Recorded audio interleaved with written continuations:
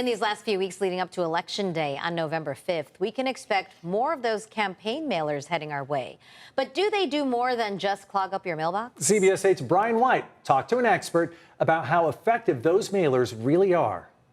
Early voting has already started, and with a little more than 3 weeks till Election Day, candidates and campaigns are making their final push.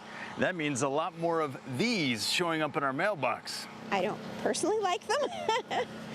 They seem like a lot of extra mail. Debbie Stinson and other early voters I talked with told me they don't pay any attention to these mailers. You know, most of the time I just look at them for 1 second and put them right in the recycle bin.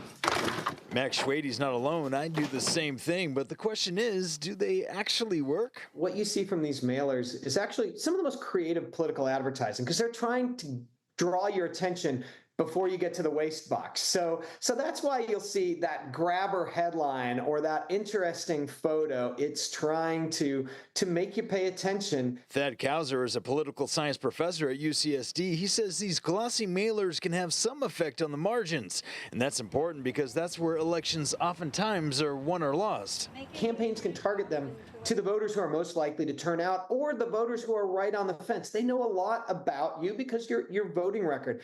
How often in the last 6 elections have you cast a ballot?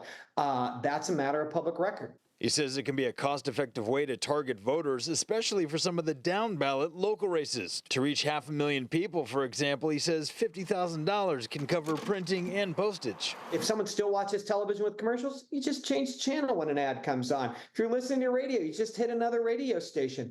But these mailers, they get in your mailbox, you've got to walk them all the way to your trash can, and they've got your attention during that short time period. As we go to cast our ballots, Professor Kauser says it's important to be informed, whether from a voter information pamphlet like this or even from mailers. Do you think that they work at all? Not for me personally. I don't know if they work for others. In Kearney Mesa, Brian White, CBS 8.